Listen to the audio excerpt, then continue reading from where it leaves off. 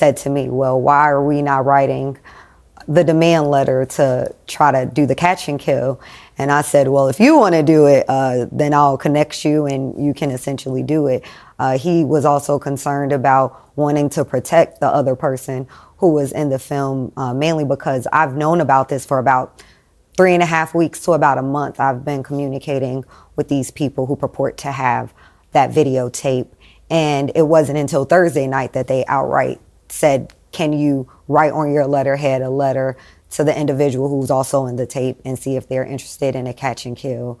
And is that something, we'll give you X amount of percentage of it. And at the time I was like, I don't think I want to be involved in.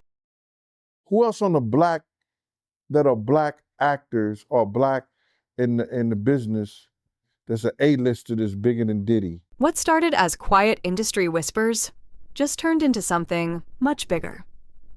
Because now, for the first time, a high-profile name is being pulled directly into the conversation. And it's not just any name.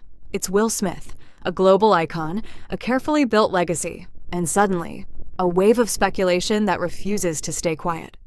But here's the key detail most people are missing. This situation isn't just about rumors.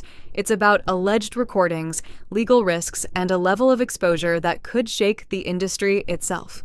And then I saw sexual acts that I walked in on. Who'd you walk in on? Him and Dwayne Martin.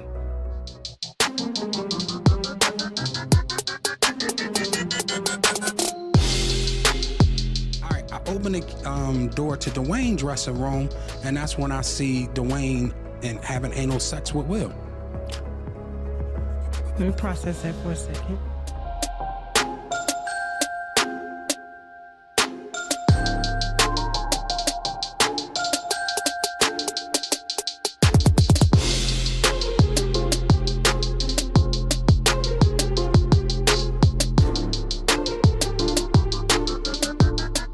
Now let's be clear. Moments like this spread fast online, but not everything being said is verified. And that's exactly why the situation is becoming so serious. Because once a name like Will Smith gets attached to unconfirmed claims, the impact isn't just social media noise, it becomes a reputation-level event. And behind the scenes, people aren't laughing. They're watching very closely. The hush money thing, is there anything that can be done legally? It's not a hush money situation. There's a thing of value that is for sale. So in a legal sense, the only way to control it is to have possession of it. So if the person is that concerned about this seeing the light of day, where they're praying that it goes away, I can certainly tell that person, I hate to say prayer won't work in this situation, but the only way is to do something. You need to act. Otherwise, if you're going to leave it into the hands of others will purchase it. And legally, it's a way for them to get around. They can blur out the other person. They could, blur out maybe the pornographic parts, but it could come out and it could be figured out who this person is very easily. The attorney of one of Diddy's accusers was on Piers Morgan and spoke about the alleged tape that has been leaked. And last week, the same attorney said that was someone of high profile in a tape with Diddy from his Atlanta mansion. But today, we're learning even some more information. Is it a household name that we're talking about here? And secondly, are they engaged in any criminality from what you understand? Household name, very much so. More of a household name than Mr. Combs. Wow. And really? Criminality, they are engaged in pornography. They're not doing anything illegal per se. I can't say that I'll say this. My concern was that I could not verify the age of the individual. And so that was my concern about not having anything sent to me and viewing it in the way that I did via stills, via FaceTime video. So I didn't want to have anything in my phone because my issue is we can't determine if this person is 17 to 21. I will say I'm a bit surprised that she's like been on several news channels and speaking about this, because like, isn't this extortion? So we know this is a celebrity. It is not a politician because the person is 17 like to 21. They're not sure the age, but it sounds like a young male celebrity. When she first spoke about this video, she said that it seemed like the person in the video with Diddy was not aware that they were being taped or filmed. And additionally, attorney Ariel Mitchell Kidd had spoken with News Nation, and she says that allegedly there are 3 different tapes. She told News Nation the individuals who contacted me purported to having 3 different tapes with 3 different celebrities, including Diddy, and then a 4th celebrity without Diddy, but in a compromising situation with someone. And she added that it is believed the person in the alleged 4th tape was recorded at one of Diddy's homes, and said the other 3 individuals were reportedly A-list celebrities. This is where the situation takes a serious turn, because according to legal experts, this isn't about gossip. It's about control. If material like this exists, then whoever owns it controls the narrative. And if the wrong person gets access, it doesn't matter how powerful you are, the story can still come out. What they're hearing, and I don't want to see the tapes, but I want to know if they really true. Because if they got if they got some tapes out there and it's with some underage, whether it's celebrities or not, it's gonna be crazy, bro. It's gonna be real crazy. And they're gonna have to bring that to forefront because the prosecutor's gonna want those tapes. I actually went to a Diddy lingerie sex party, freak off party in Miami at a mansion. It was like 8 stories high, and it just kept going up, and the higher you went, the weirder shit was going on. And that's what triggered the next wave of pressure, because now the conversation isn't just about whether something exists, it's about who could be involved. When insiders start saying things like, bigger than Diddy, people start connecting dots, and once that happens, the story stops being controlled. I tried to pick her up on a threesome and you were going to beat up Will Smith. Is that true? Scrambling and scraping for shit. That was you. Scrambling. What? You said, I like when you do it like that, Daddy. When you scrambling and scraping for shit. Hey, man.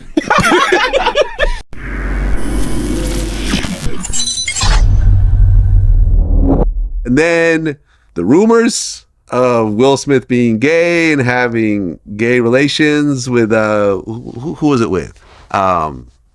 Diddy. I know, right? Hold on.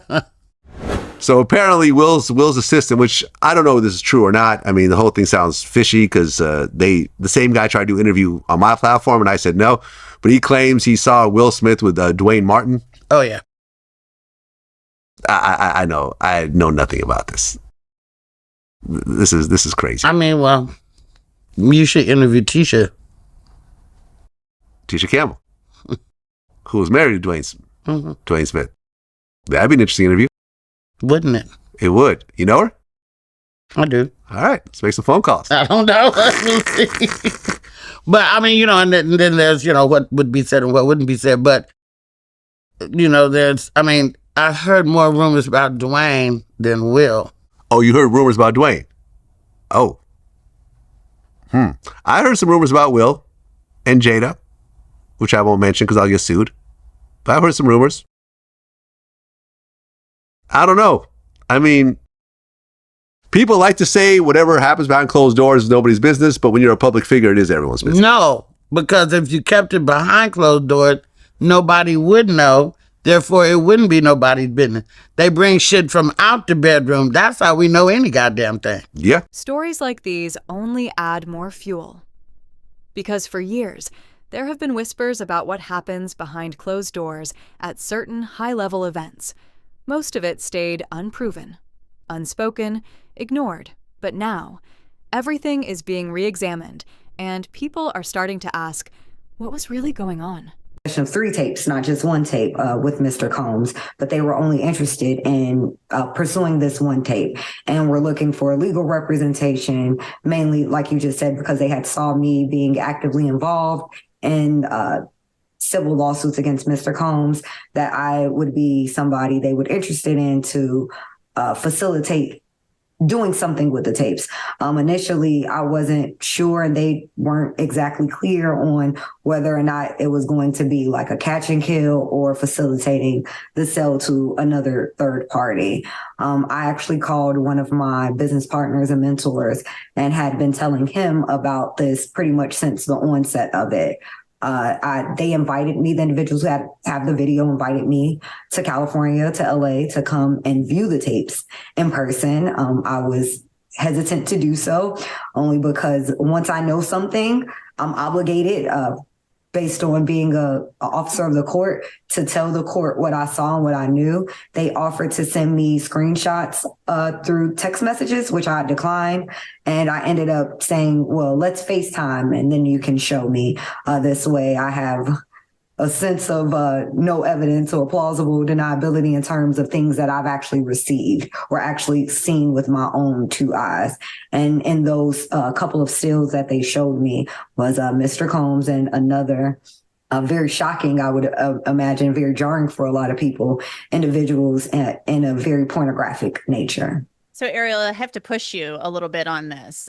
You've said it's somebody more high profile, and you're saying individuals, plural, more high profile than Sean Combs. I mean, are we talking more high profile in Hollywood? Are we talking a politician? I mean, what are we talking about here? No, it's someone in the entertainment industry, and I would say this person is undisputably more famous than Mr. Combs. I don't think anybody would argue if they were to know who it was, that would be a true statement. Mitchell Kidd says her new client brought up Christina Corum's name in their conversations. She actually also identified Christina Corum, who Mr. Combs has called KK, and has talked about her in several interviews. And when he received the BET Award, where he talked about, thanks, shout out to Cassie for holding me in the dark times, he actually started off with KK.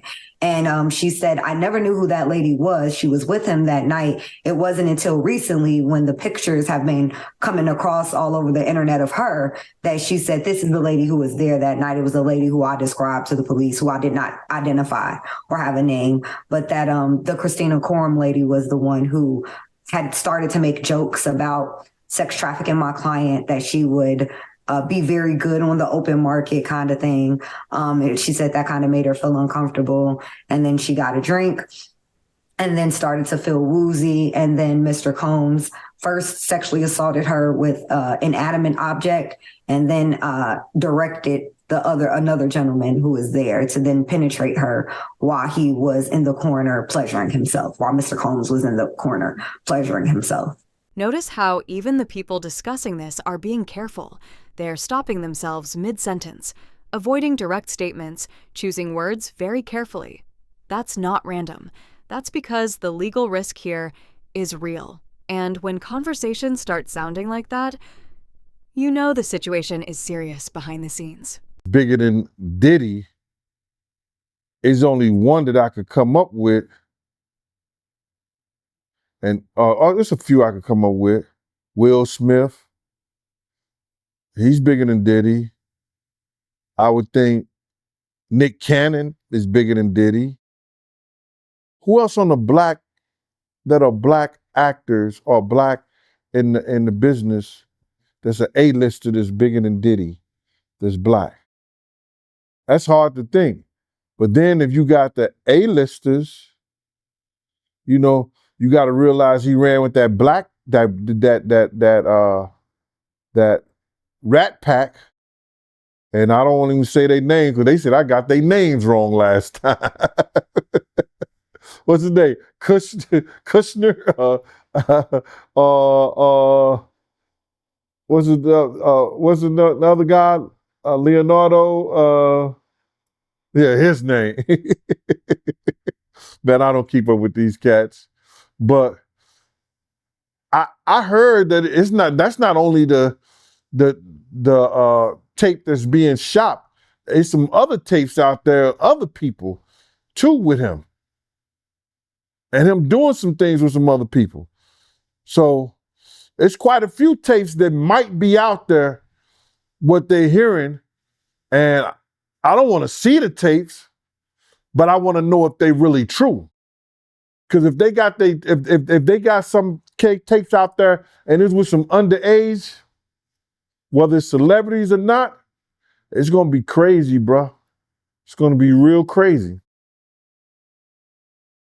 And they're gonna have to bring that to forefront because the prosecutor's gonna want those tapes. And they're gonna do whatever they have to do legally to get those tapes. No ifs, ands, and buts about it. So we just better hope for his sake, that that's just a bunch of bull crap. But then there's lawyers out there saying, yeah, the tape does exist. Lawyers got on television to say the tapes exist. I don't really know or trust that, because they was trying to say he had a tape with one of the bodyguards and this lady that came out. So we don't know what to think until we actually see that and we get that version. You remember we had that bootleg version of R. Kelly tape? Yeah, I remember that. They don't even bootleg. They don't even bootleg no more, man. So even legal professionals are moving cautiously. Think about that. Someone whose job is literally to deal with evidence is hesitant to even view it directly. That tells you everything about how sensitive this situation really is. Because once you see something like that, you can't unsee it, and you may be legally responsible for what you know. It's 4 of us total, 3 ladies, the principal and her 2 buddies. They sipped something and they started getting sick. And this was the woman you were protecting. You were her security. Yes. Yeah. So, my antennas go up. It led to a confrontation because I noticed that certain people knew what was going on. And the guy told me to relax, it's normal. No, this is not normal. Y'all don't know who y'all got here today. And, it led to a confrontation. I ended up getting hit with a bottle, get stitches. A couple guys had to go to the hospital, stuff like that. Was it one of Diddy's bodyguards or one of his security people? Yeah. Yeah, some people from his team. Mm-hmm. But he's got a team. He's got a team of people. And so now when you say that this next group of people, this layer of group, did they go to a different location or was it at the same location? Yes. So they ended up going upstairs. So because it's an open bar, first and foremost. Whatever drinks you want, usually the stuff he's contractually obligated to have normally. Any drug or narcotic you want is available. But you just start seeing groups of sex workers arrive, male, female, and you just start seeing people pairing off and start doing what they do. And if I'm at one of these events with a male and my principal is a man, I'll go wait in the car, because look, bro, I'm not here for the swinger party. You feel me? And then, you don't want to be the straight guy in a party where everybody else is rainbow. Diddy, Happy New Year. You know what it is. DJ Khaled, it's all about victory. I'm going in. You better believe it. Shout at Def Jam. We the best. You know what it is. It's 2010, baby. It's the takeover. I'm going in. Happy New Year to the whole planet. God is the greatest. Real talk. And if there's anything that somebody can say better than that, I'm all ears. But with that being said, continuous blessings to the whole entire universe. Let's do it way big. I want to give a shout out to my brothers that have been inspiring me and been my friends for a long time. One of my best friends in the whole world, Busta Rhymes in the house. You know what I'm saying? He's been my friend for a long time, ever since I was like 12 years old. He's my best friend. He's in the house. Akon, straight from Africa, India, with a silk scarf on, is in the house. If you're looking for Akon, he has a silk white scarf on so the light can hit him and y'all can make sure y'all see him because Blue Black is in. And Akon is very rich. He don't even do shows in America no more. Okay, he's in the house. You know what I'm saying? Big shout out to my man Drake is in the house. Fabulous is in the house. There's all brotherly love. My biggest brother of them all, the boss, Ricky Ross, is in the house. Ricky Ross, report to the grass. DJ Khaled, he's the best. He's in the house. Tiana Taylor is in the house. My brother Chris Brown. I'm going to stick with him through thick and thin. And this is where the spotlight locked in. Because once names like Will Smith start being mentioned, even as speculation, the pressure multiplies instantly. Now it's not just industry talk, it's global attention. And every move, every response, every silence starts to mean something. Other people's bullshit. I ain't been nowhere near that man. I ain't did none of that stupid shit. So whenever y'all hear it, if somebody say that, it's a damn lie. I don't even like Baby White.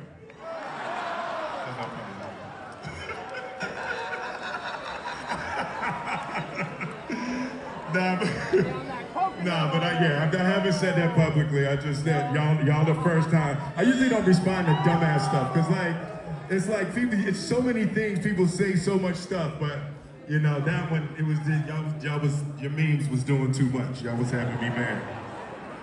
This song is called Bulletproof.